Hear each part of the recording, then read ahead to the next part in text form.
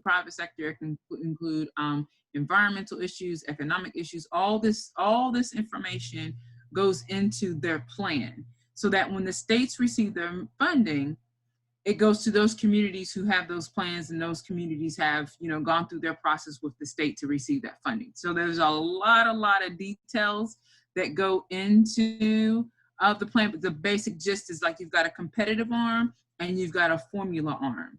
The formula is based on like population, poverty, all these different pieces go into which states get how much and how it's allocated down. All right.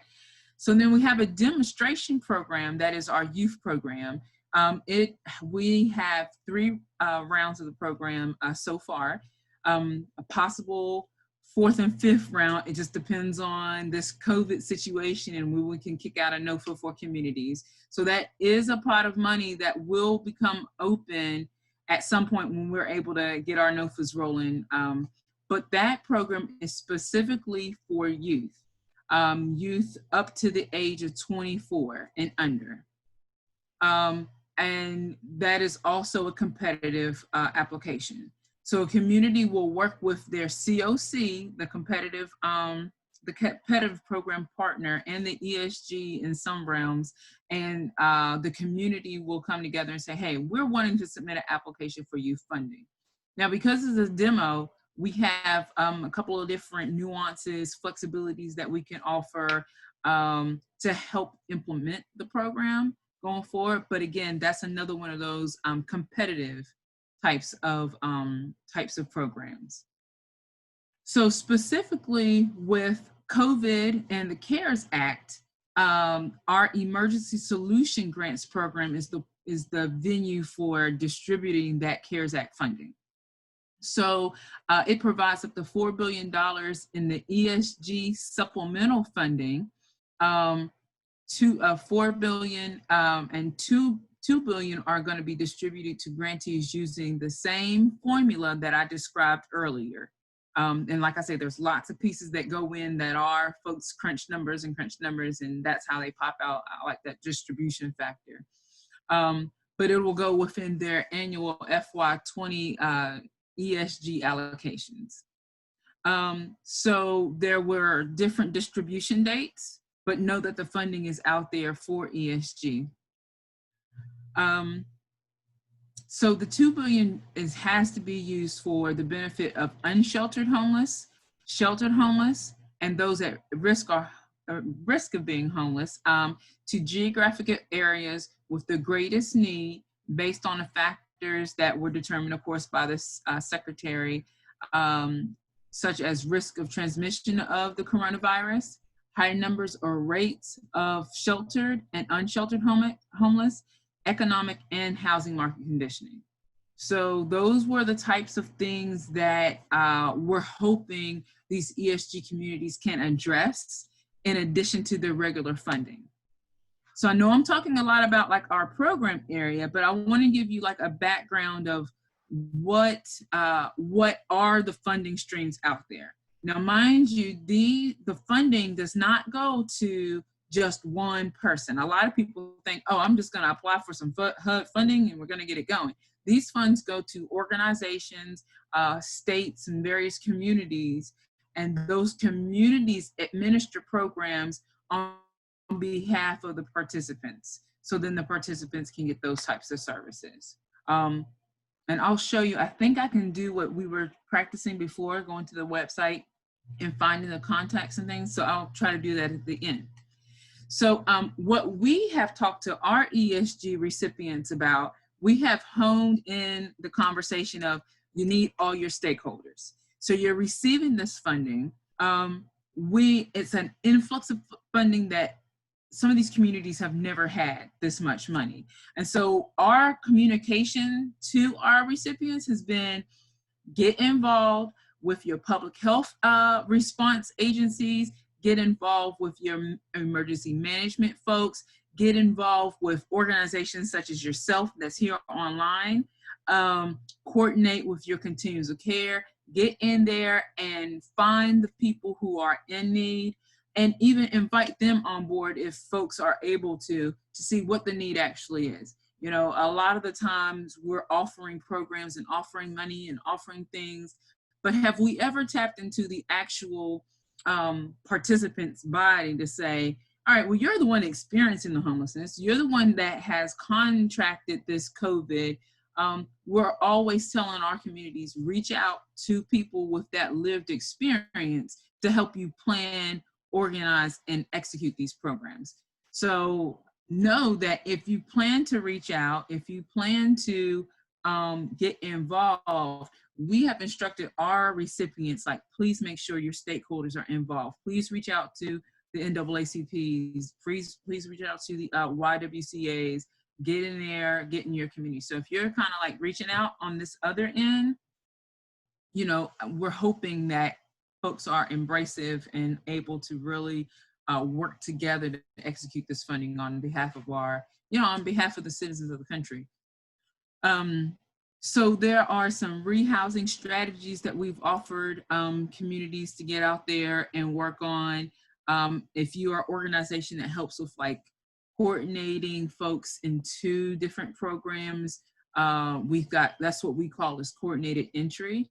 So basically coordinating folks into these programs. And if you're an organization that knows of various participants that may fit into our COC ESG, you know, perhaps you may be a venue to help that organization understand, hey, this is your population of underserved, of brown and Black folks, you know, those types of things. You can help with coordinating and getting participants to the table and helping to plan for them.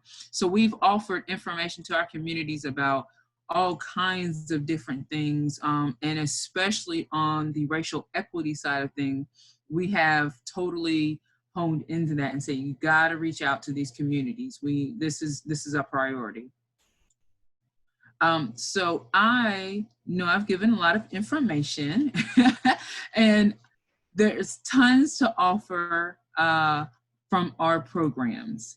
So I want to see if I can do this as smoothly as we practiced the other day. Mm-hmm. I think, Alicia, April, I think I may have pulled it up. I was trying to pull it up while you were talking. It's the state information for the COCs that we practice, right? Yep. Mm-hmm. Okay. I think I have it up, so you don't have to try to do it, and I'll try to share my screen. All right. So we have a very large website at this point. It is a joint website with all of the community development programs. So you have HUD, Community Planning and Development, and then you have our programs. And it's called the HUD Exchange program.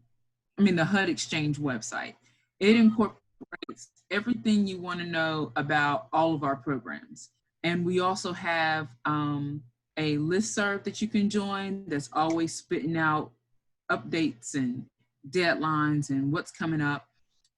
You can reach out to all of our contacts whenever our contacts change and things like that. All of the contacts are right there on the site. We also have what is called an Ask a Question site, and that's where you as an organization, or if you're working in partnership, we have a massive system of answering questions.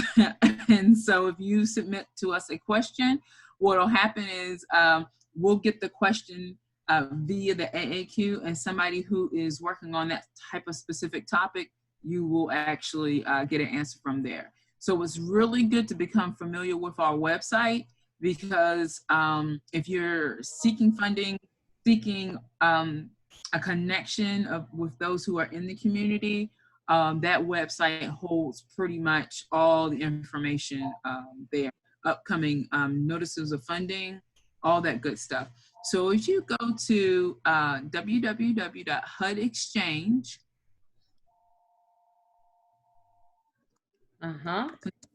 sometimes I just Google it because it's really quick.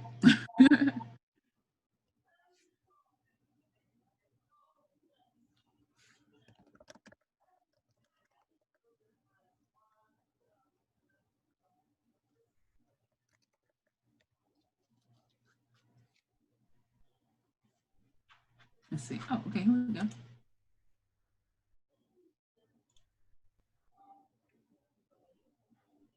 And then should I go to grantees? What I would do, let's see, what I can see here, I just see the HUD.gov site. But if you go, oh, you know what? Want me to try it? Yeah. Okay, let me see if I can, because I think I have my website up here.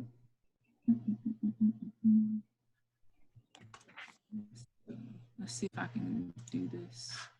Okay, here we go. All right. Okay, can you guys see it? Yes. Okay, perfect. All right, so when you first go to our program, our website, you'll see home, and it'll look like this nice big old bold bright orange sign here. And you'll scroll on over to programs. And these are all our programs that we have to offer and their websites. But what you're going to look for specifically with us is the continuum of care. Remember, that's the competitive side of things. And then you've got emergency solution grants program. So specifically for ESG, and because we're talking about the CARES Act funding, if you'll click on that link, you'll see all of these various resources that come up. All right. Here is where you can find this join this email listing. If you click there and put your information in, any of our updates for ESG or for COC, for any of our programs, you can join that mailing list and get that information yourselves. If you are in a specific state, you can go to this website, this portion of our website, and all of our states are lined up here. Points of contact. All right, if you look over to your left-hand side, you'll see other programs. So you can actually click in there and get the other programs contact listing. So we'll go back. Yeah. All right, we also have FAQs. This is our Ask an ESG question. So where you can actually like email us, ask a question, and whoever is in that area will get back to you. You can see ESG awards. You can see awards in past years too. So it's the same thing on the COC side. So if you're looking for a COC contact or COC information, both. Now, what's cool on our site is that we've been, since middle of March, we've been doing these office hour calls with our recipients and community. And so what we've done is we've taped all those conversations and on the site, which is really, really cool. Because if you're just coming into what the allocation's about, what communities are doing, go into all those calls and listen to them again. And we have the PowerPoints available. One moment, April. Perfect. Let me go back. If you could, Miss Elisa just muted her line, and thank you for that. So I think it was a little difficult to hear you before. Okay. Okay, yes. So all of we call them the COVID-19 calls. So our office has been hosting office hours since March about the CARES Act, about the coronavirus, partnering with labor, all of our different constituents. So here you've got the ESG news and announcements. So you can see that we've got some of the calls here, but I want to go, let me see if I can make sure to get you here. We've had calls all since then, and you can get to, let me make sure this is right. You can get to all of our past calls and listen to the information that was given, and you can also look at the PowerPoints to get information too. So that's on our site. I just had it pulled up a minute ago. And sometimes we have so many resources that it's kind of hard to get to it all in one click. Let's see, office hours. This is the one. Okay. Previous recordings. All right. So as you can see, tomorrow, if you're able to join, we have another call at 2:30. It's right here, our office hours. And it'll just depend on what the topic is. It was very intensive on the initial COVID-19, what do I do? And now we're going into some planning, some mitigating type of things. But like I say, the public is free and open to join any of these calls, grab information. You can ask questions in the chat. I'm not sure if they open it up for everybody, only because there's like numerous people on the call. But if you scroll down, you'll see view recordings and slides from previous office hours. You go there and a whole host of calls you can go back to. So if you don't want to listen verbatim, you can at least grab the PowerPoints and see what type of information was available. So I'm going to end there for right now. You guys have any questions? Those were very broad strokes about our program, but there's lots of details we can get into.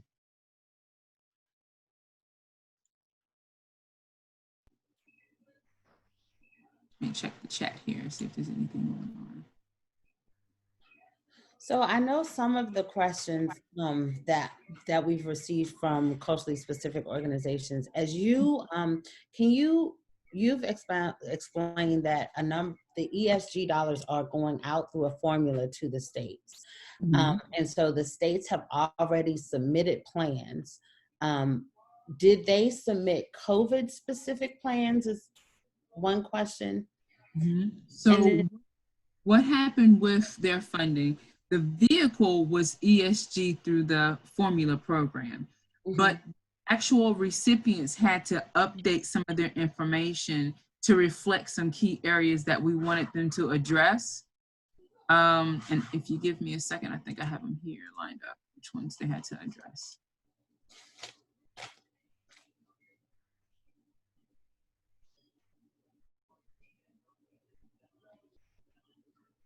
All right, so they had to send in an updated substantial amendment to their action plan, and they had to look at their expected resources and update that plan. They had to update their annual goals and objectives.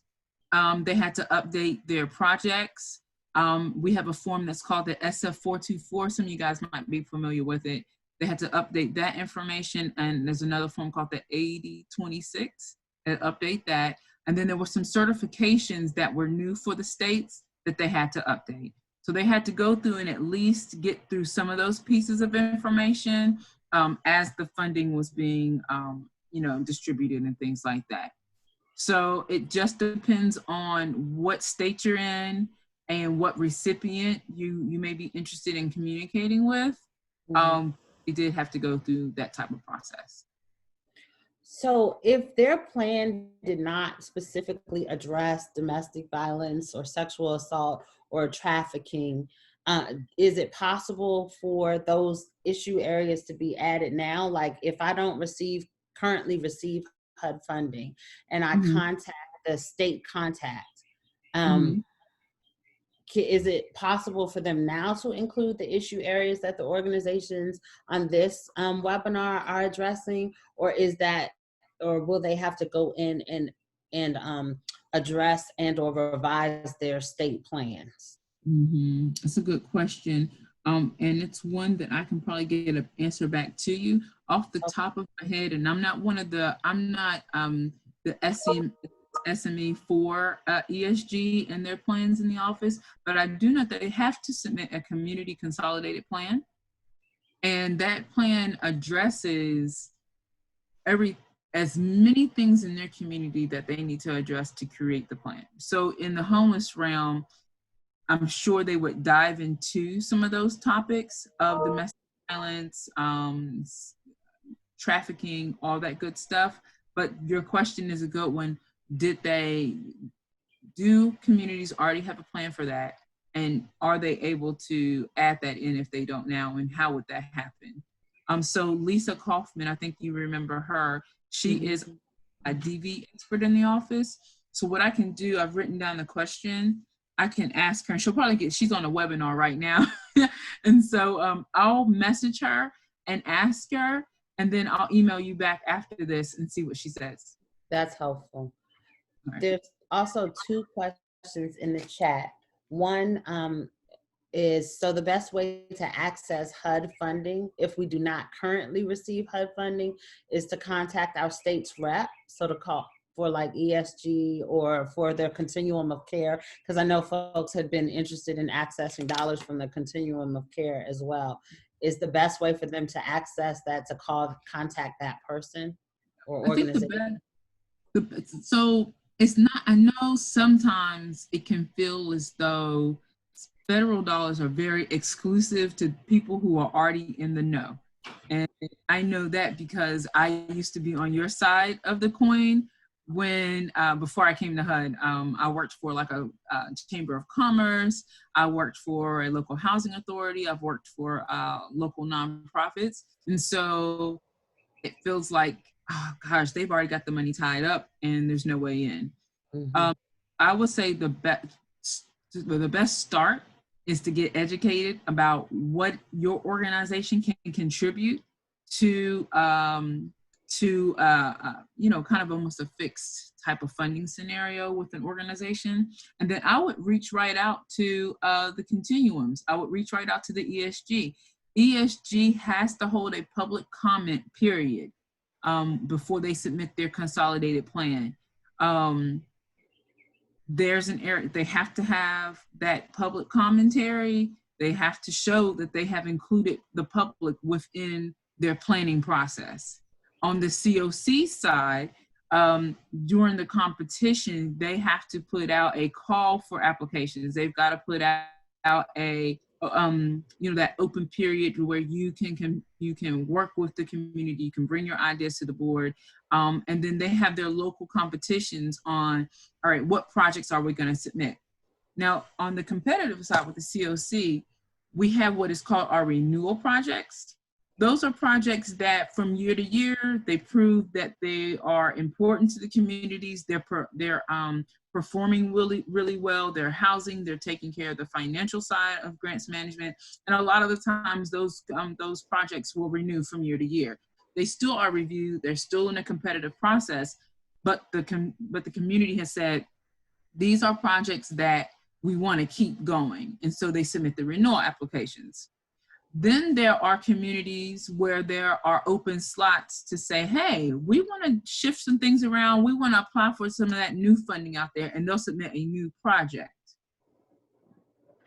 In submitting to us those new and renewal projects, they had to have had a local process, a local open and available process for the community to add in their comments, perhaps submit an application, and they have to prove to us, they have to be able to show like we had an open selection competition. We did let people know it was available.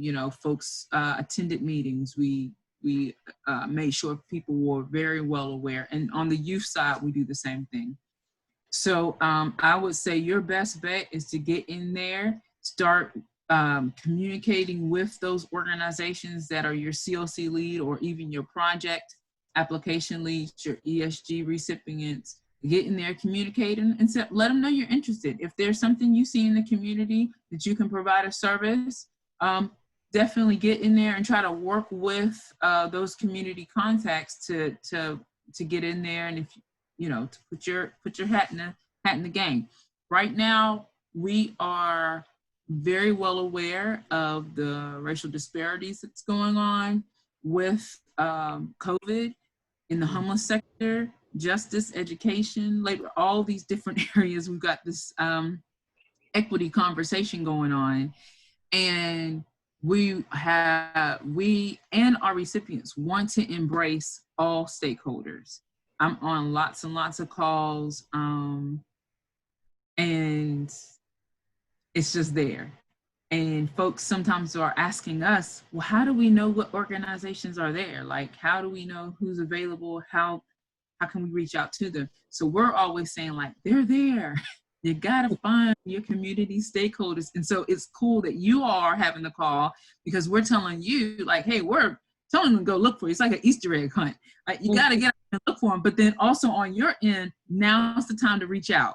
You may have tried before and may not have been successful, or perhaps maybe the communication didn't happen, or whatever way it is. But now's the time to really get out there and see what opportunities we can open up for our participants. Okay, If you, I know that you have to jump off, so there were two additional questions in the chat if you have a okay, moment. The first yep. one was from Puerto Rico, and um, Dr. Gonzalez's question is about whether or not municipalities or counties can access the funds, or is it only for states? For ESG, those are state allocations, but that doesn't mean that the state doesn't then partner with nonprofits and other organizations within that funding.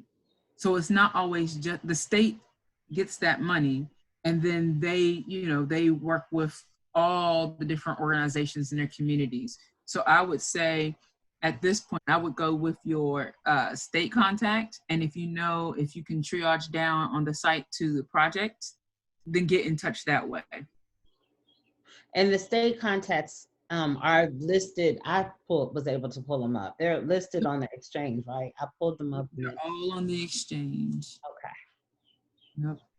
Let's see if I can pull it up. Contact ESG grantee. Yep. So they're all here. Puerto Rico is right on down there. It should be. There's, you can see there's like multiple pages of contacts. Right. So, mhm. Okay. And the only other, I guess there was a couple other, but we're respectful of your time, were about, or if I'm in a state or one of the territories and I reach out to the ESG contact, but they say this is just, it's already a tight process. So we don't have any space for new entities to become involved. Is there a way for, I mean, you're the representative, but in colloquial terms, how do you get around that? How do you, outside of the advocacy that happens on the state level, is there anything that folks can do to contact HUD directly around that? Or is it just that you need to do the advocacy at the state and the local level? I would say two things. I know, like I said before, it can be very hard to get your way into some of these massive programs, massive states, and massive funding streams. We hear that a lot of the times in just other realms like subcontracting and things like that. So I recognize that that can be something that is really hard to do, kind of frustrating as well. I would say keep knocking at the door. Number one, if you're not able to get in contact, I would say contact us here at HUD. Now, we will be able to provide you with contact information and things of that nature, maybe be able to make some connections here and there. But for at the federal realm, we allow the local community to make their determinations on how they're going to do things, and that may vary from state to state and community to community. So a lot of the times we rely on our communities to be as open and as embracive as possible. But if we can provide additional information or at least a contact here and there, we can do that too. But it is up for the local areas to actually like create their own process for determining projects, returning things like that. But in terms of stakeholder involvement, we look to see and make sure that you have a good grouping of stakeholders that you're using in your communities. That's something that we hold value, and the other area that we hold massive value is in the lived experience and making sure our communities are actually utilizing folks who are ready to assist us in planning, who have experience.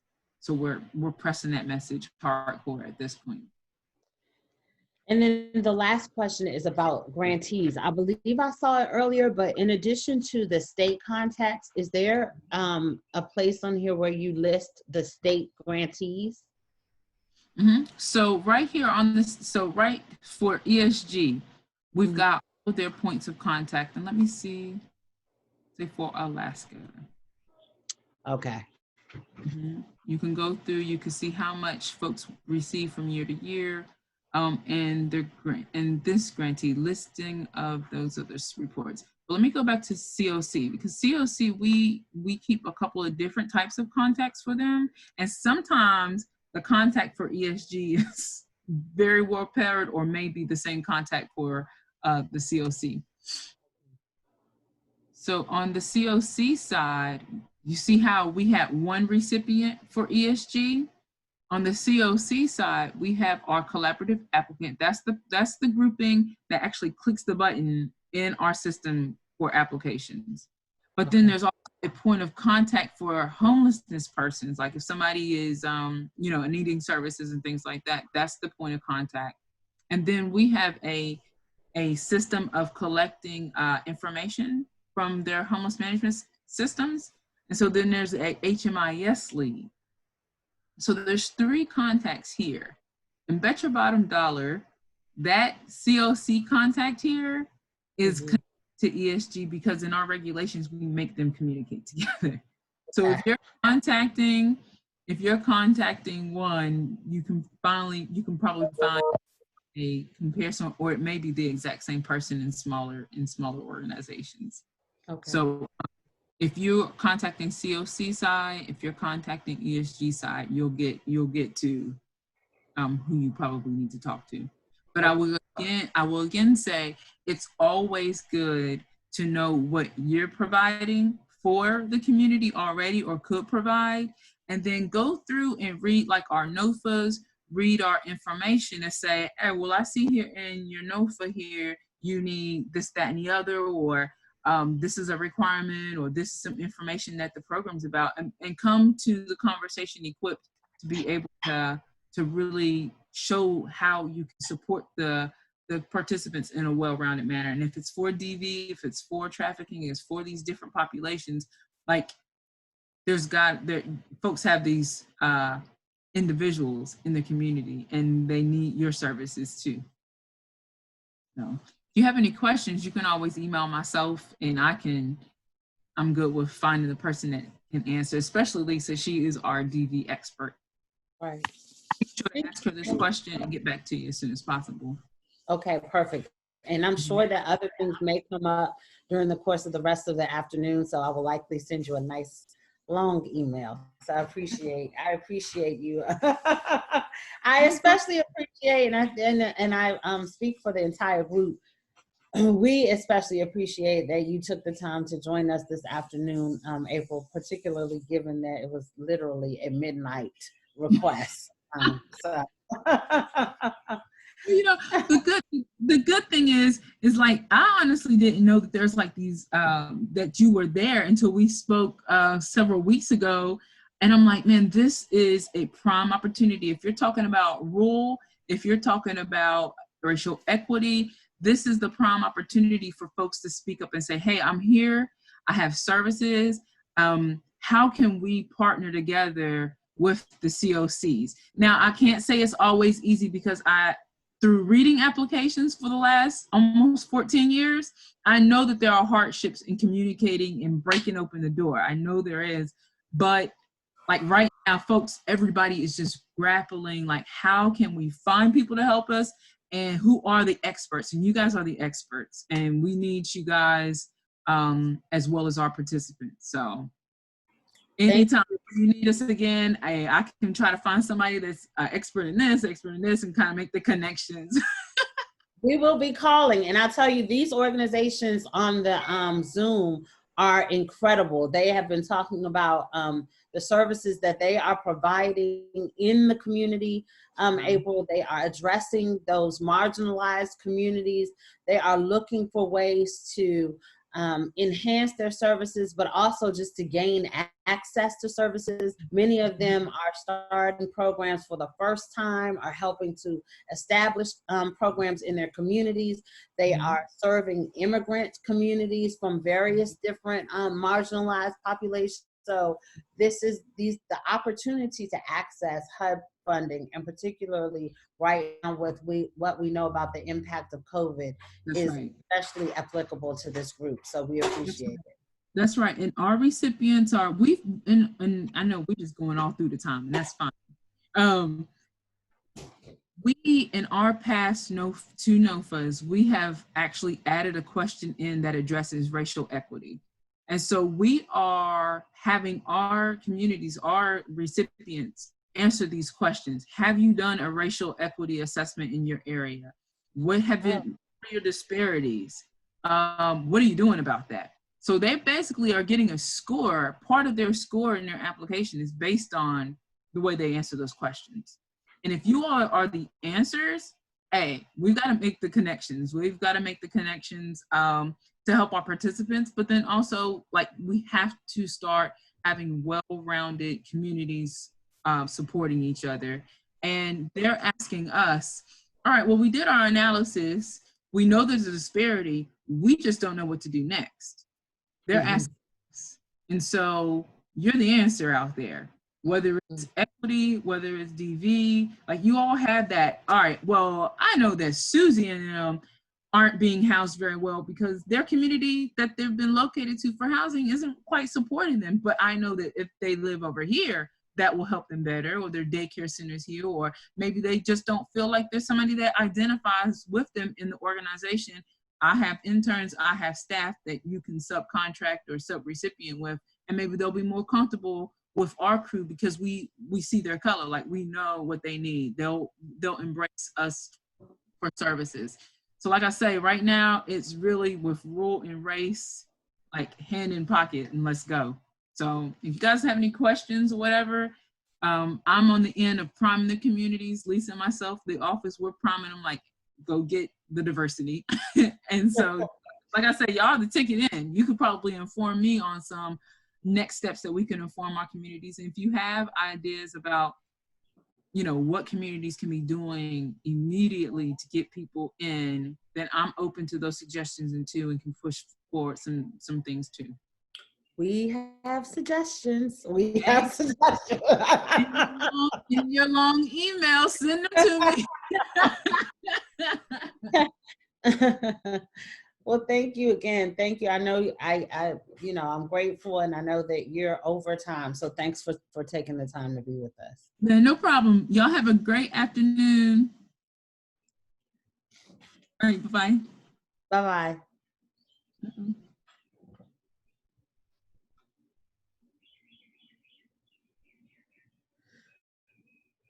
Thanks everyone for really staying engaged and for posting your questions in the chat. That was really helpful to see those questions. Please continue to post. As you heard April say, she's available and willing to provide additional information should we have questions. Please make sure that you post those in the chat. I've been capturing them.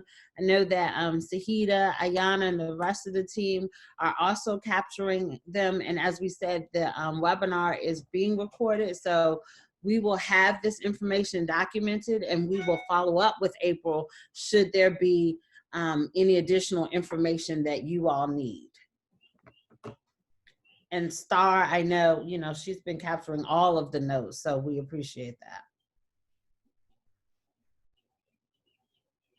Is there any immediate thing that that you all want to address from April's discussion and from her presentation before Umi and I start to talk more about dollars available through FIPSA and through the Office on Violence Against Women?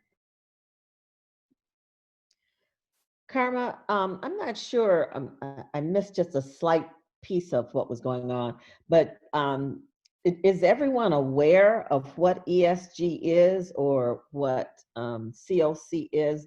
Was that explained? Are you okay with that? You understand how that operates and within your community?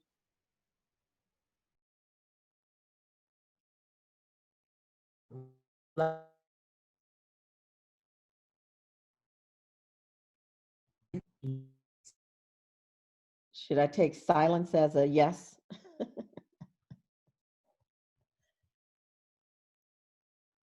Okay, I'll take silence as a yes if no one has to add.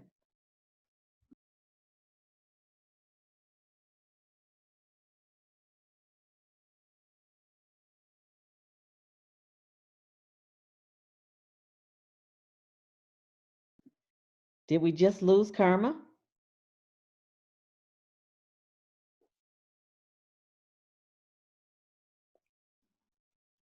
It looks like we did. Yes. I'll text her to see what happened. Okay, she'll probably be signing on in a moment. And so I know we only have like 15 minutes to go through this next section that originally we were going to divide into groups and do it. But we do want to also look at other grant opportunities that are out there for you. And just to explain briefly about them. So one of those grant opportunities would be FIPSA, and it's the Family Violence Prevention and Services Program. And it comes from, there's Karma. Okay, I'll give her a moment. I'm sorry, my internet, of course, went down. So I only heard the last part of your question, Umi. So please catch me up and I'll. Yes, it was just merely asking if people were familiar in their community with COC, Continuums of Care, and with ESG programs. Was that something foreign? But no one responded, and we're limited on time. So I took that as everybody was okay. And we can move on for the last 15 minutes to talk about FIPSA and Office on Violence Against Women. Okay. Okay. So, how many of you all know the Family Violence and Prevention Services Office and receive money from FIPSA? Anyone? You could just put your finger up or post. One person? Okay. So the Family Violence and Evan receives that she's familiar with FIPSA, but doesn't believe you receive funding. So let us just give you a little bit of information about FIPSA and then how you can access those funds. So the Family Violence and Prevention Services Act was established to provide funding to local domestic violence shelters. It was the first funding stream available to provide services and funding dollars to local domestic violence shelters across the country. It's funded through the through the Department of Health and Human Services, through the Family Violence and Prevention Services Program out of HHS. And it established what are the National Domestic Violence Resource Centers, like UJIMA, as well as programs in the states that provide shelter and non-residential outreach services. So FIPSA is actually funded through a formula federally. It goes out in a formula to the states, and states then provide them, states and territories as well as tribes, states then provide them in a formula on the state level. So 70% of the dollars that go out to the states are provided for shelter and related services. A portion of those funds are also provided for what's called outreach. And most of you all identified that you are providing outreach in some form. And then a portion of the funds are provided for administration at the local level. For most of us, that goes through a state administrator at the local level, and that person is usually in like an office of public health, in a Department of Human Services, but they're situated normally as a governmental agency that is the point entity to distribute those funds on a local level. So they provide, just as what April was just explaining to us, they develop a grant application on the local level, distribute that to community-based organizations, and then at that level, either there is a process for which you apply for a grant, or it can be a formula out of your state. So some states will say, okay, we have 40 domestic violence shelters in our state. We will just cut up the money that we receive for FIPSA and we will distribute it to those 40 organizations. Others will say we're going to have an application period, and it's actually discretionary, which means they're going to have applications come in and they're going to provide those funds out to the state. There's on HHS.gov, under the Administration of Children and Families, there's actually a link, Administration and Children and Families. There's actually a link to the Family Violence and Prevention Services Program. And from there, you can actually find out who in the state received those funds, those FIPSA funds. And that, as April just explained for HUD, that is the contact agency that you would get in touch with to gain access to the FIPSA funds. Anything that I missed, Umi, related to FIPSA? Yeah, I'll just add a couple of more things that they have. So FIPSA has two types of grants. They have the formula grants, and which go to the states, as Karma said. And actually, then what happens is that you then can make application to receive some of those funds from the state. So the state sends out that RFP and looks at it. So it's always good for you to know who's the state administrator, because they also have to go through the same process that we were talking about earlier with HUD, where they're supposed to come to the communities, they're supposed to get feedback, they're supposed to develop a plan, and then take that plan and use it to create their strategy for who's going to get funded. So knowing who that person is on your state level, the state administrator, is a good thing. And then that way, developing a relationship with that person, making sure that you're on that list to receive those notifications. They also have they also fund, FIPSA also funds state domestic violence coalitions. So I noticed that Kaylin raised her hand saying that she received, that her organization receives FIPSA funds, and that's because they're a coalition. So they fund coalitions in all the states, all the territories, and with the native tribes. They have specific money for that. And if you ever wondered how the hotline gets their money to provide all that services, then a nice portion of their money comes from FIPSA as well. And then the last part is that they fund, FIPSA funds resource centers. And these are national resource centers that are special issue resource centers. And they're able to be contacted. They do a lot of dissemination of information. I'll give you some examples of them. The National Resource Center on Domestic Violence, NRCDV, you might be familiar with that. There's one for Indigenous women, Alaskan women. There's the Battered Women's Justice Project and the National Clearinghouse for Defense of Battered Women. UJIMA, as Karma said, is funded out of being one of those national resource centers. Then there's National LGBTQ Institute on Intimate Partner. So there are a lot of them. UJIMA and all the culturally specific programs are funded out of that, but there are many more as well. So please go to their website, look them up, and you can get some additional information.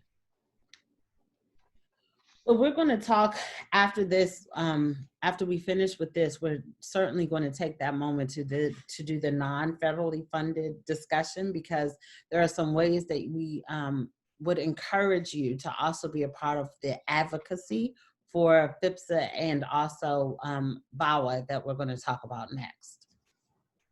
So the other pieces of funds that support domestic violence, sexual assault, dating violence, and trafficking as well are through the Office on Violence Against Women. So that's through the Violence Against Women Act funds, as well as the Office of Victims of Crime, where you get VOCA, or Victims of Crime Act dollars. So the Office on Violence Against Women is the federal agency out of the Department of Justice that administers all of, or the majority of, the Violence Against Women Act funding. And those funds come to the states both in a formula and discretionary format. As Umi just identified the way that FIPSA works, FIPSA has formula dollars that go to the states to what is called the STOP grant program. And that grant program funds law enforcement. It funds prosecutors. It funds judges. And it funds victim service agencies, which is what you all would be. That's one way to access dollars at the state level. You would contact similarly to the way that you contact your FIPSA state administrator, and the contact information for those individuals is online at ovw.doj.gov. So you would contact those individuals or those state individuals, and you'd be able to apply for victim services funds out of the STOP grant. And again, and you don't have to write all this down. We're going to send you information after this that just delineates some of this information, so you'll have it. Through the other piece that the Office on Violence Against Women does is they have a number of different discretionary grant programs. One of which is really important for you all to know is the Culturally Specific Services Grant Program. And that money, those grants are specifically available for organizations like yourselves that provide culturally specific services to survivors of domestic violence, sexual assault, and dating violence. UMI, the National Organization of Sisters of Color Ending Sexual Assault, that was on for just a moment, and UJIMA have all been working together writing the federal legislation that funds that culturally specific grant program. And it's important because it was the first money that was available for culturally specific organizations to have access to dollars through OVW, right? There's also programs through OVW that are for legal services for victims. There are programs through OVW that are for rural services for victims. There is a discretionary program that we talked about earlier that Anna on our team works with that funds campuses. There are discretionary grant programs that fund youth services. So they run the gamut. There are a number of different discretionary programs through OVW. And I would encourage you all to go online to OVW's website as well, because one of the things that is very important and is really good about OVW's website is that they have past applications available on their website. And we always tell folks, if you're thinking about applying for one of the grants, one of the best things to do is to access a previous grant to see, as Jennifer pointed out earlier, do we have the internal capacity first to handle one of these federal grants and assessing that. And then being able to practice, to look at what's required for you to apply, to look at the way that they frame out those applications so that you can have really a head start in applying for those funds. Generally, the discretionary programs all come out sort of in a flurry. So the other thing is to go on OVW's website and sign up for their e-newsletters, because when you sign up for their e-newsletters, you'll get an alert when grants become available. And like we said, they usually come out in a flurry towards the end of the year, so right around November-ish or right after the beginning of the year, because they are available generally on a federal fiscal year. So starting in October 1 through September 30th. So usually they give themselves, you have about 30 to 60 days to apply. They give themselves time to review, which is usually over the spring and early summer. And then you receive notice of the grants in order to start up in early October. Umi, anything? I'm sure there's much more to add to that. There's always a lot to add to either of these programs, but we just want to highlight a couple of things. So as Karma mentioned, that there are some culturally specific programs that you could apply for.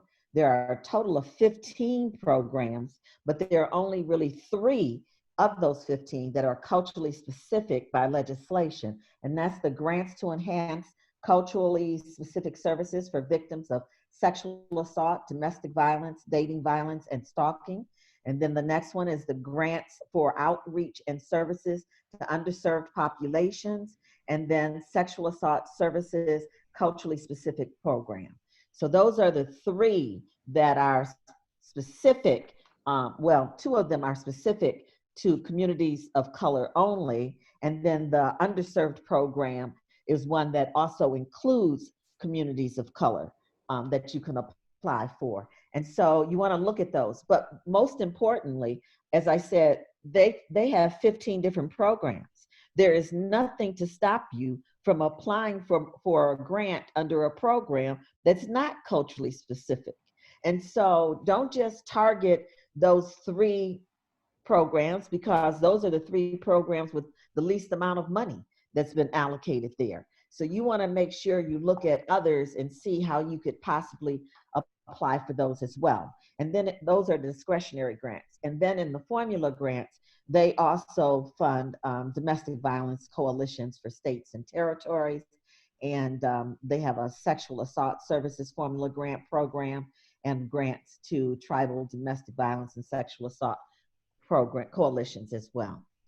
So look them over and make sure you make you see how can you also get funding regardless to the fact that you are a culturally specific or working toward being a culturally specific program. You are a program providing services in your community. And if there are other discretionary areas that you can get money from, try to do that as well.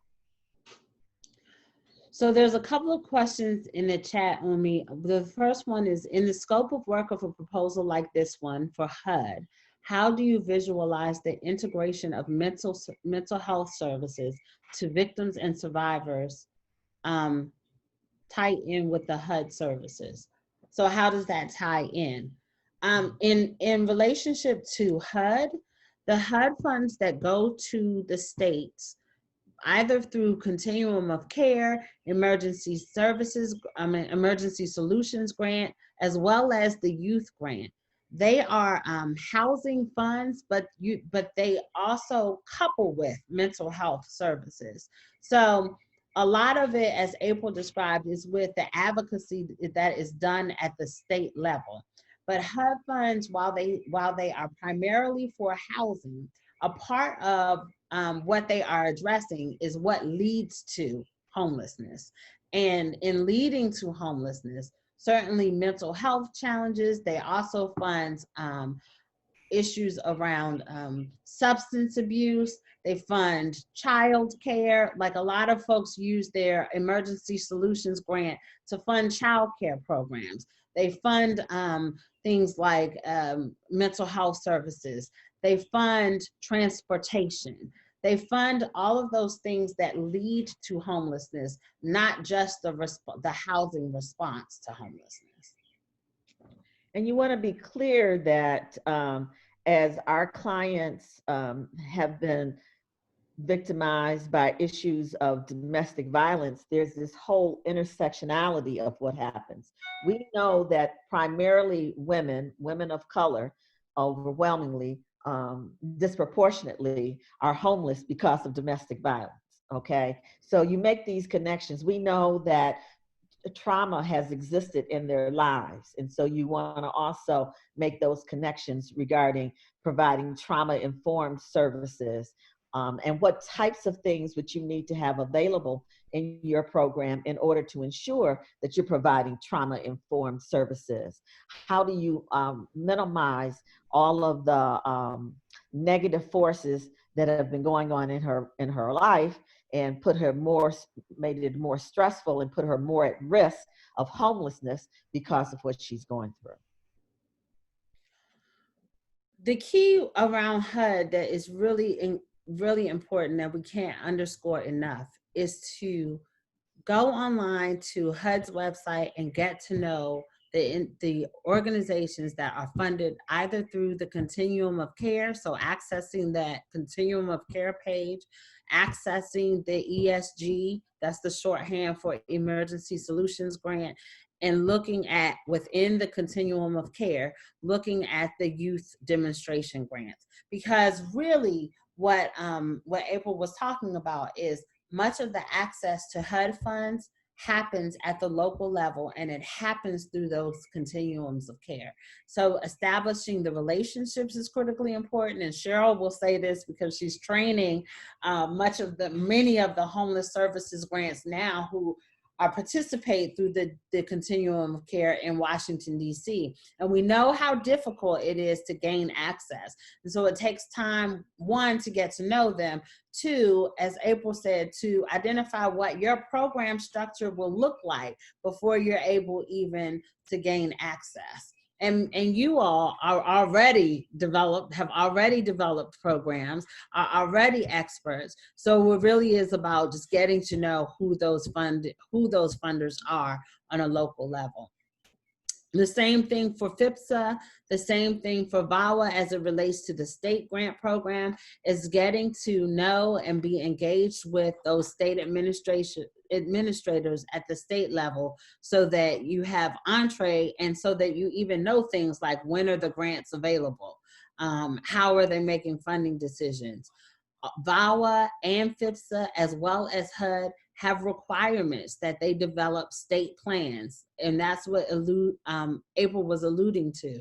Within those, they have a requirement to also include community-based programs in the development of those state plans. Community-based programs are you all.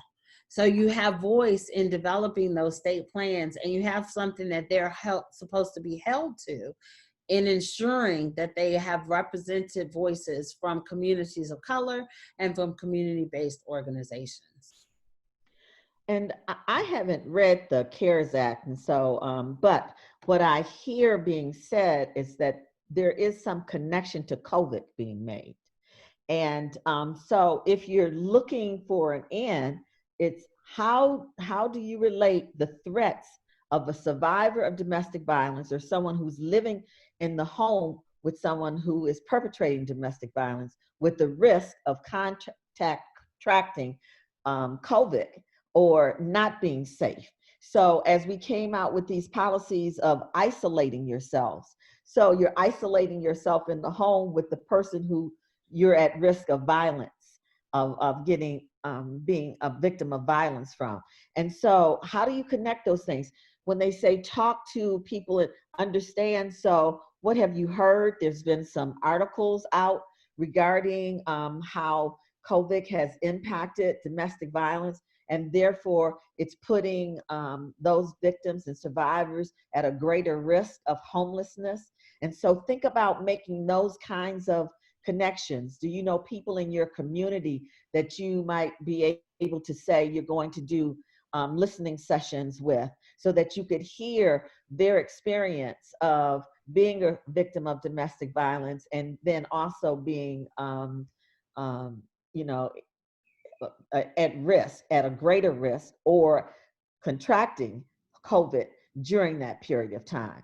So also think about how do you make those connections. They're getting this extra money because of COVID. So make that connection between what's going on and that extra money because of whether they're stating it officially or not within the CARES Act, because of the racial inequities that are absolutely happening in those communities. And so the disproportionality of Black people who are getting COVID, the disproportionality of Black women who are survivors and victims of domestic violence, and what does that mean for them being at higher risk of homelessness, which they already were. The same is true. So when Umi is mentioning the CARES Act, we'll talk about that, CARES and HEROES momentarily. But I just want to underscore, when Umi is mentioning CARES Act funding as it relates to HUD, they released $1 billion, I'm going to say it again, $1 billion in COVID funds several weeks ago. They are about to release an additional $2.3 billion in HUD funding as it relates to the COVID response. So it is incredibly important that you make those linkages, because we know that our communities are disparately impacted by COVID. The response that is being required is that entities identify how they are addressing those disparities. So it's important that that we make note of that. I see that Kaylin asked, how will the CARES Act funds trickle down to local programs? it depends on which funding that you're referencing. So there's CARES Act funds through HUD. Those will go through, as she just said, the formula to the state. So it'll go through the ESG or continuums of care. There was CARES Act dollars through FIPSA, and those dollars have actually gone out within the last 2 weeks to states. And coalitions should have received, so Kaylin, you should have received notice that there was an additional FIPSA allocation for COVID. If you did not receive that, contact your program manager and let them know, because I had to do it myself. So contact your program manager and let them know, and they'll straighten that out in their system. Something has happened with their system, so some states and territories have not received this information. For the most part, they are a combination of applications and current grantees. So one of the things that was challenging about the CARES Act is, and just in responding to COVID in general, was that the focus was on getting the money out quickly.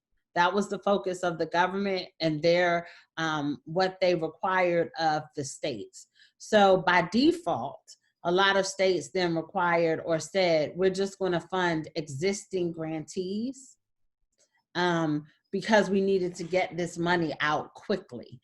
Now, one of the things to note, and I would list this for all of you all, is that through FIPSA, the states got an extended periods of time to expend their money.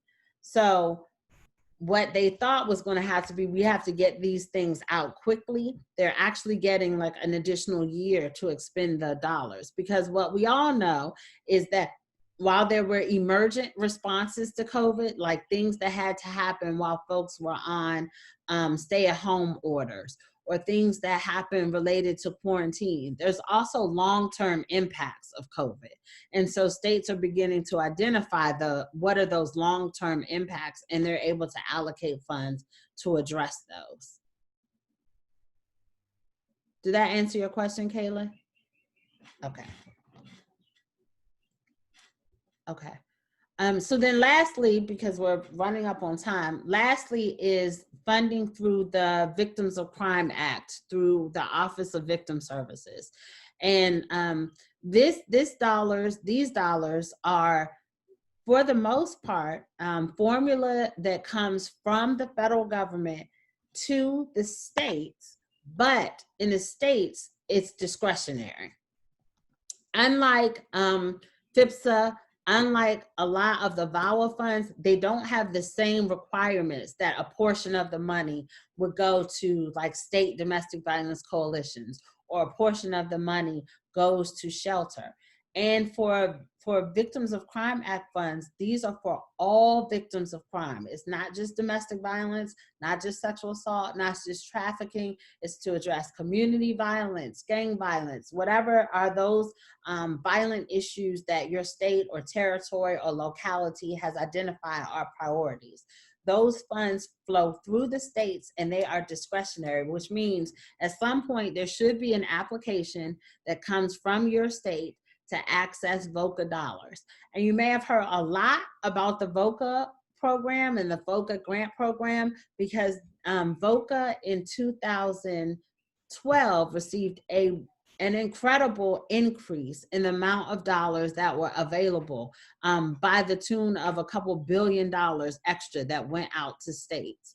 And so there, a lot of states are turning money back in to the federal government, which is unheard of, but they're turning money back into the federal government because they can't expend their dollars anymore.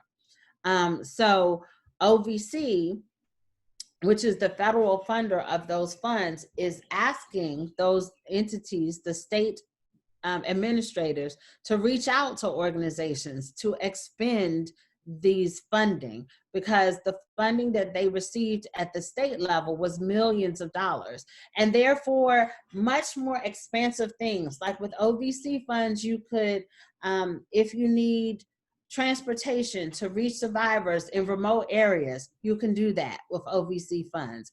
If you need a new van to transport folks to your shelters, you can do that with OVC funds.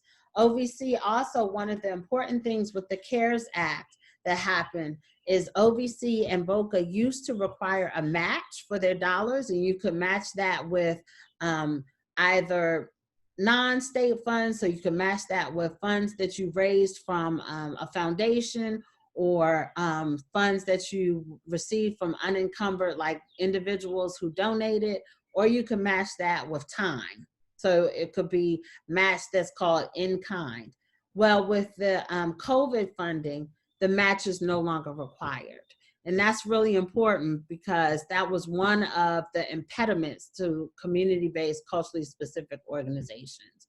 And so that has been freed up in this access to COVID. You'd also probably hear, and one of the other things to highlight as it relates to VOCA, is that VOCA is actually funded through prime fees that happen on the federal level. So when there is a white collar crime and someone sues a corporation, those funds go into the VOCA fund. And so depending upon the administration, you may have more or less lawsuits for those kinds of crimes, and that then impacts the VOCA fund. We all thought that with this administration, there might be less funds available, but actually there have been some large lawsuits of late that have ended up with additional funds in the VOCA pot. So it's really important that, particularly because of the flexibility that VOCA offers, and because right now there's a chance to gain access to VOCA funds without the match, it's really important that if you can, that you access some of those VOCA funds on the state level. Anything I'm missing, Umi? Nothing that I can think of. I thought that really covered it. And I will emphasize along with you, Karma, the fact that VOCA has always had a match.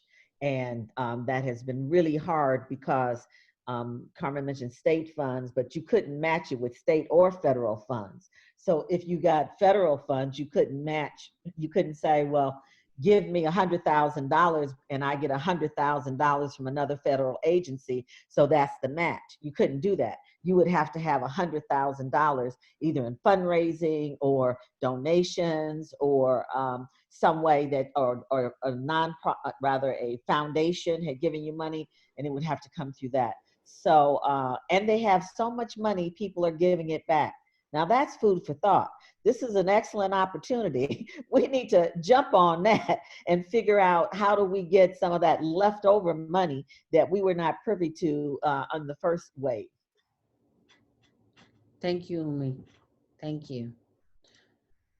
So deep breaths, everyone, and thank you so much for engaging with us in this funding conversation. And again, if you have questions, you've got the contact information for the Ujima team. Please continue to use the chat. We are going to wrap this conversation and switch gears a little bit, because we want to make sure that we are practicing self-care. So we don't want to go beyond the 3:45, 4 o'clock time frame. So we're just going to spend the last several minutes, 30 minutes max, in just fellowship. And really, because there has been so much, you know, to continue our conversation from yesterday. There's been so much happening in our community specifically as it relates to COVID and the disparate impact on our communities, as it relates to the murder of George Floyd and the responses and calls to defund law enforcement, as it relates to still what we have seen in injustice responding to Breonna Taylor's death, as it relates to not knowing what is going to happen with Ahmaud Arbery. And so there have been so many different conversations around what does our community need. and how do we envision the way forward. And what we have long known from our community, whether it was in the church or in our homes, that what has been a most tightly held and most important value for our community has been that one of fellowship, where we're able to come together, problem solve, process, just talk. And so we wanted to make sure that in coming together in this format, that there was time to do that. So this is your time, really, your time to talk about what is happening in your states, what's happening in your programs, what's happening with the survivors that you're serving, how can we be of service? And as we envision the road forward, what does that look like for you? So I'm going to open it up. I think everyone can come off mute if we'll just, you know, when you like, you just take yourself off of mute and feel free to share. I have a question actually. Right now I work with Amina and Evan at Asian Family Support Services of Austin. Prior to this, I was working at a school in East St. Louis, Illinois, and I'm still in touch with a lot of my students, all of whom are young African-American women.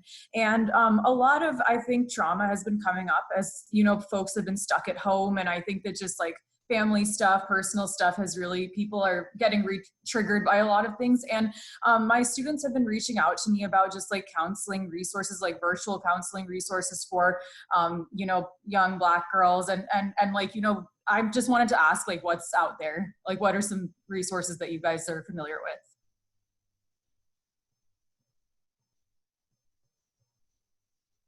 I'm going to share one, and even though she's in Michigan, she's in Detroit, Michigan, Patrice Lucas is a counselor, and she has always had a service where she did coffee with a client, or she would come to your home, or, you know, so it was very specific to whatever the needs of her clients would be. So now she's doing the telehealth type conferences as well. So she's doing that. So it doesn't have to be in Detroit where she can assist someone and provide strategies. And so I'll make sure that Patrice Lucas information is available and out there. She's a Black woman. She, you know, everybody's young to me, but she, you know, is a younger woman. And but very, very good. I Awesome. know many people who have worked with her. She serves with us on a committee right now. She has a background in doing counseling with domestic and sexual assault survivors. And so, yeah, I'll share her information. Thank you. Mm-hmm. I've been referring folks to a website. It's called Therapy for Black Girls. I listened to that podcast. I think their resources are fabulous. And you can actually, they have a community tab, and you put your address or community in, and they will connect with therapists. And I think, you know, they've been wonderful in terms of my being able to connect folks to them. I would suggest that as a resource. I will do that. Thank you. Thank you for that, Natasha. Other folks responding to Natasha's question?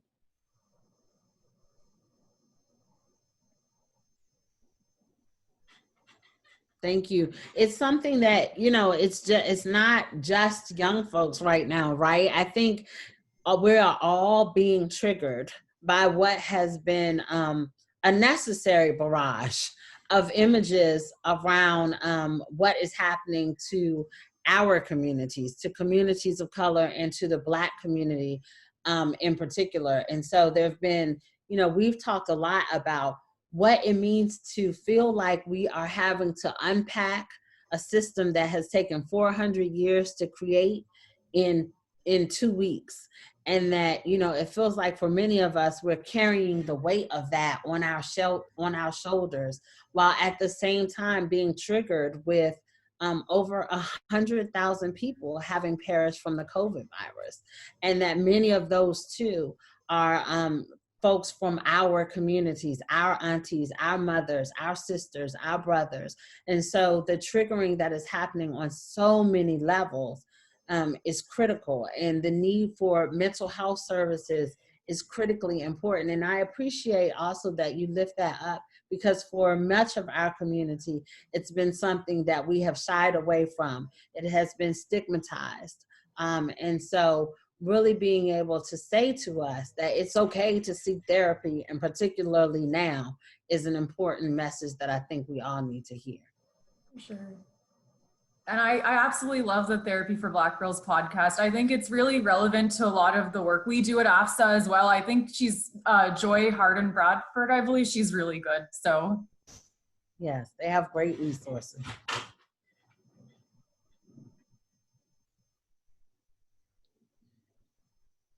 So I'm reading Dr. Gonzalez's email or information in the chat. She said what COVID has brought back to victims is that some of them are back with PTSD, and COVID has been a trigger of some sort. It is absolutely true. It is absolutely true. It has been a trigger.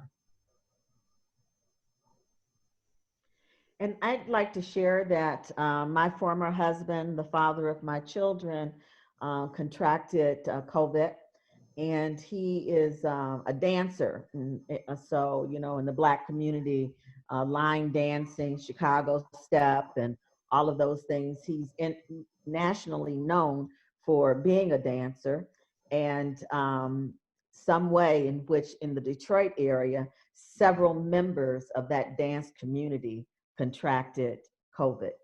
And there have been some stories that were not successful as a result of that. His story is still ongoing. He's been hospitalized for over 60 days, but he is out of intensive care. He is, you know, at a long-term acute care hospital, which is not the same as rehabilitation. It's like in between getting out of intensive care and still needing to wean off of your trach and have some other things taken care of. But he's very alert. And so our experience with this, being advocates, and my children all being mandatory advocates by being associated with their mother, you know, we have really had to use our advocacy skills. That as he was in the hospital, and I think there was just this whole thing, and I don't know if it was specific to the Black community and the disproportionality of Black people who are dying, who have died, but there was an expectation that you would die. There was immediate asking of sign a DNR. You know, we were like, nope, don't think so. There were strategies in his healthcare that they tried to always say it was COVID, and we're not. No, you're keeping him drugged. This is a man who's never had any alcohol, never used any drugs, and has very low tolerance for drugs even during surgery. Takes him much longer to wake up. But the way in which they flooded our population with fentanyl and propofol all at the same time to keep you where you were sedated. And one of my daughters at one point said, as we were demanding he come off of those drugs, said, "Are you just keeping my father drugged up so he can die? You need to tell me that. Is that what your goal is here?" And so the fighting of fighting with the medical system during this period on a daily basis. I mean, we called every day. We had to demand conferences with all of the doctors to get them all straight, because it was really our thinking that the strategy was to keep our people drugged up until they died. And I truly believe that in a lot of those cases, that's what happened, instead of trying to figure out other ways to find his health care, for him to have good health care. So as I said, he's wide awake. We now can go visit and, you know, and help take care of him and things like that. You can tell that my former husband and I still have a very good relationship. So we, you know, made sure that we were all involved in his survival, and we're committed to his survival. But it was hard work. It was very hard work, a labor of love. And so how many of our communities would have the knowledge, the expertise, the capacity to be able to do what we were able to do with him?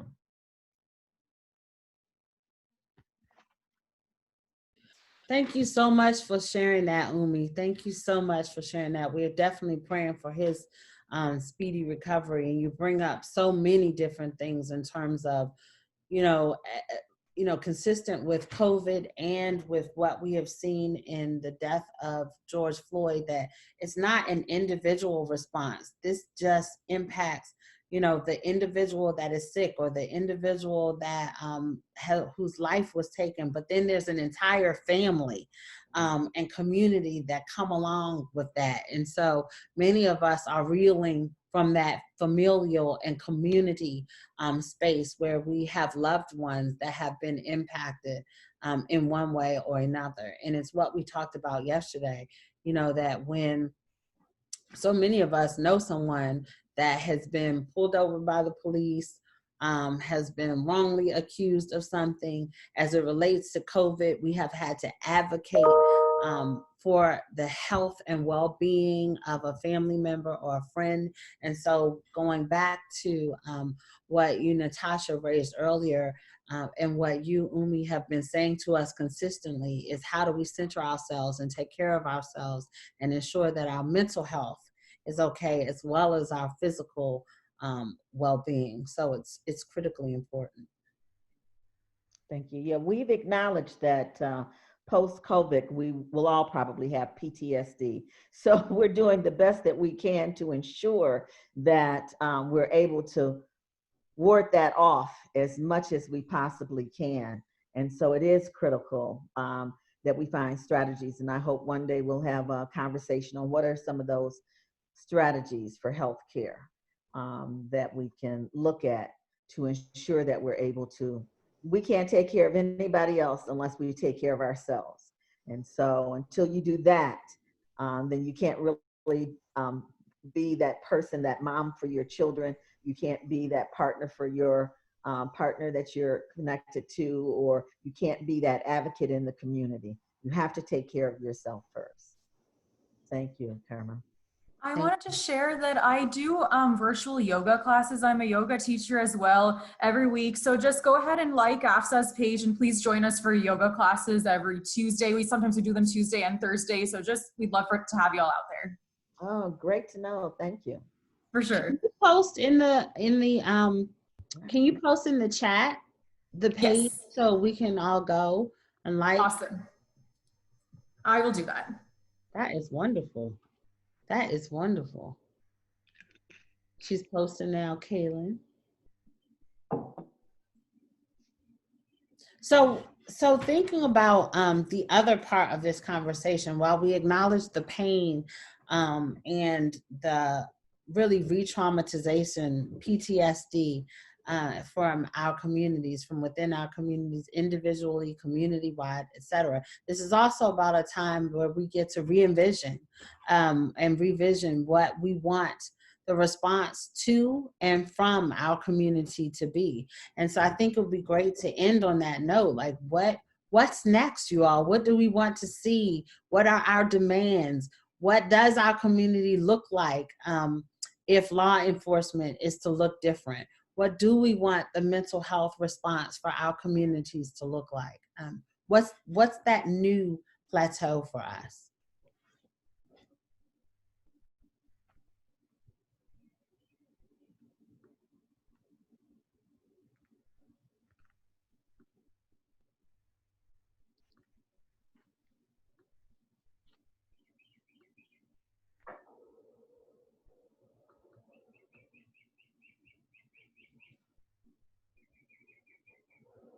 Or are you all just exhausted? Which is okay too.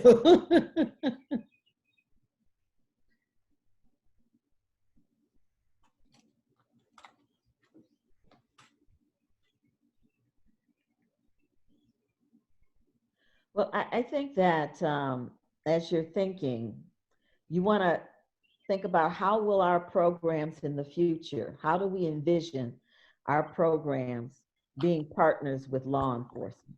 What does it mean to be a partner with law enforcement in this day and time, or with systems, period? What does it mean for us to, in our relationship with our clients, and being able to perhaps feel more, or being in a better position of doing culturally specific services to the Black community? There's a lot of support right now centering on the Black community. So what does that mean for your program about being introspective, doing, sort of a look within for your own organization, and seeing how have you included some of these strategies that would uplift the realities of Black life? And what is it that you would need to do in order to heighten that to a different level? And so I think that we're not just at a period of time that we're looking out, telling other people to do better by us, but we have to begin by looking in and seeing what it is that we should be doing better for ourselves and within our communities. And it's, we talk about programs that, and we see this all the time, so I'm not bringing this up for any one specific program, a couple of specific programs. The Black community has had the hardest time identifying what culturally specific services look like for the Black community. And I've been doing this work for over 40 years, and I am telling you that when culturally specific dollars came out, the Asian community knew what to do and got all the money. The Latina community knew what to do and got the money. The Black community, very few programs understood what that meant, and that they were really just repeating the same thing that they had learned from white programs with Black clientele that they were working with. And that's not culturally specific. And so we are at this time to say, what does that mean? How does it look in my program? And what would be different in my program if we were to highlight those positions and strategies, knowing the disproportionality? What would we do around ensuring that our population understands how child welfare works and when we are disproportionately impacted in the child welfare system? Instead of training child welfare system, how do we train our community to understand that we're disproportionately represented in the child welfare system, and how that's happened? How has it come about that our children are disproportionately in foster care? So those kinds of things. How do we begin to change, to go back, just like we're telling the police, go back and start over because your foundation is incorrect. So is there a point that we can go back and start over and build a new foundation that would be able to create this image and of this direct service that would look different and therefore would get a different response from our community?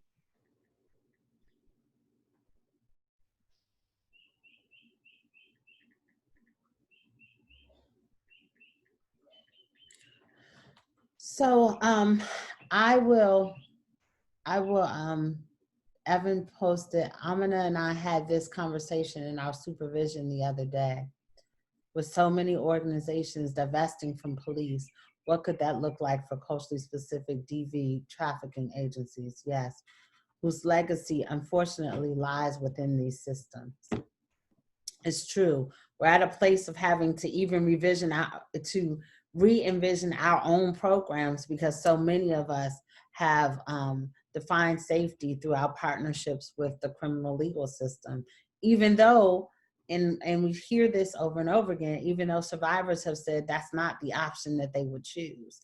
And so we've done that because the partnerships were there and because that really has been our main outlet for safety. And so we're really trying to think about how we do this in a way that, one, does re-envision what it looks like to work with law enforcement, et cetera, but two, that we don't do that and still jeopardize the safety of the survivors. that we serve, right? We have to be able to keep them safe.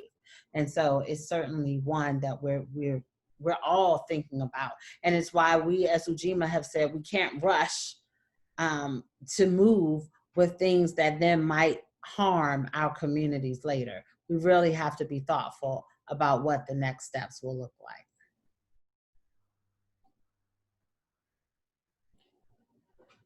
So given that, you all, I will leave you with a funny story about what Umi was saying about culturally specific organizations. When we were first looking at Ujima and what we were going to name the organization, we started throwing around different names, or I shouldn't say throwing around, but we started looking at different names, and we've landed in this place of let's call it Ujima.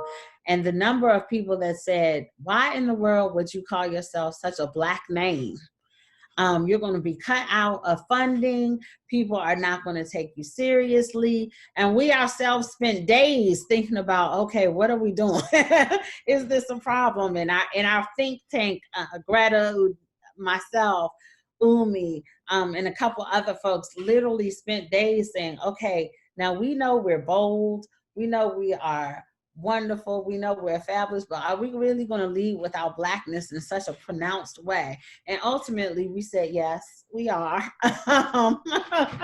And come as they may, we'll take it. But we've got to center our community. And so even as we think about what our next steps may be, it may be in something as simple as a name that you can change so many other things, right? And so it's the small steps. We don't always have to be overwhelmed with how we're going to change the world with all of the big things. Know that we can make change with what seem to be the smallest things, but they make a difference to so many of those around us.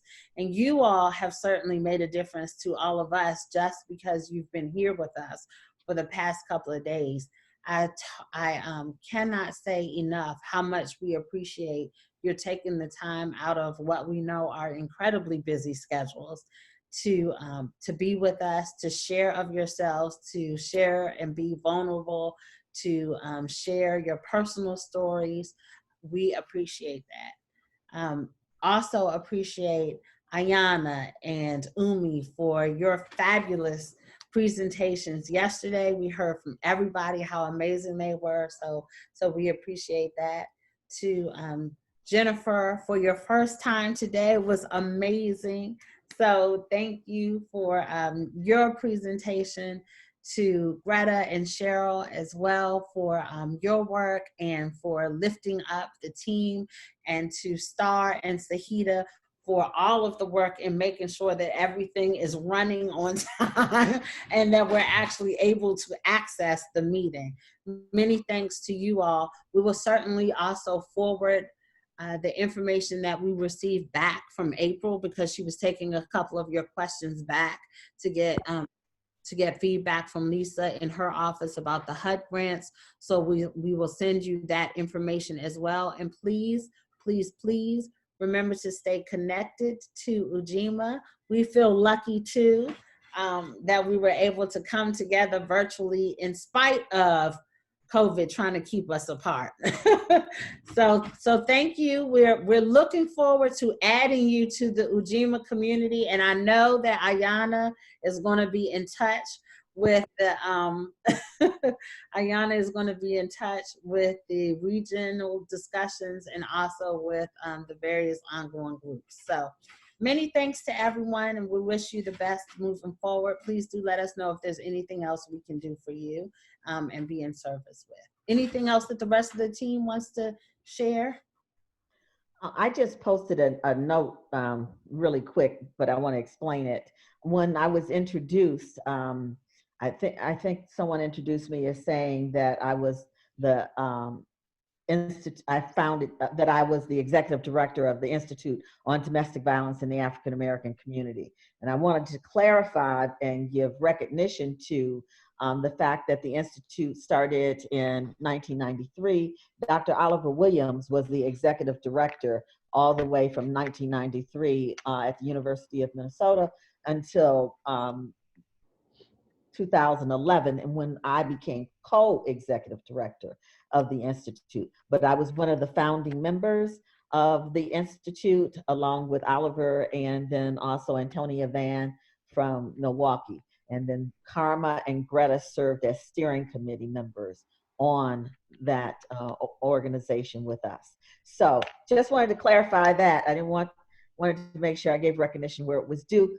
Thank you again for joining us. Thank you, everyone. Thank you. Stay.